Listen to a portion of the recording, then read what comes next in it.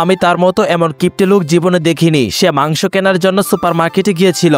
হাত দিয়ে ইশারা করে সে বলল, মাত্র একটা ছোট টুকরো চাই। কসাই বুঝতে পেরে মাংসের একটা পাতলা অংশ কেটে দিল, কিন্তু লোকটি মুখ কুচকে বলল যে আরো পাতলা হবে। কসাই মাংসের আরো পাতলা টুকরো কাটলো। সে ভাবলো এবার তো খুশি হবে, কিন্তু না, লোকটি তখনও সন্তুষ্টি হয়নি। কসাইয়ের বিরক্তি আসছিল, কিন্তু সে মেজাজ শান্ত রাখলো। সে আবার আরো সরু একটা টুকরো কাটলো। তবু সেই কৃপণ মানুষটি বলল, আরো সরু করে দেন। কসাই ভেতরে ভেতরে ক্ষিপ্ত হয়ে উঠলো, কিন্তু তারপর তার মাথায় একটি বুদ্ধি এলো। সে এবার আর কোনো কিছু কাটলো না, শুধু তাকে বাতাস দিল।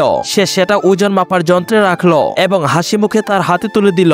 লোকটি প্রথমে অবাক হলো, তারপর বলল, আরে বাহ, এটা তো একদম ঠিক আছে, এবং সে খুব খুশি হয়ে সেখান থেকে চলে গেল। কসাই পেছন থেকে তার দিকে তাকিয়ে রইল, কিন্তু ভাগ্যের অন্যরকম পরিকল্পনা ছিল। কয়েকদিন পর কসাই একটি বন্দুকের দোকানে গেল, এবং সেই দোকানের মালিকও ছিল সেই একই কৃপণ ব্যক্তি। কসাই বলল, আমার সবচেয়ে ছোট পিস্তলটি চাই। কৃপণ লোকটি একটার পর একটা ছোট পিস্তল বের করে দেখাতে লাগলো, কিন্তু কৃপণ কাস্টমারটি বারবার বলতে লাগলো যে আরো ছোট লাগবে। এখন সেই কৃপণ দোকানদারটি বুঝতে পারলো যে তাকে নিয়ে মজা করা হচ্ছিল।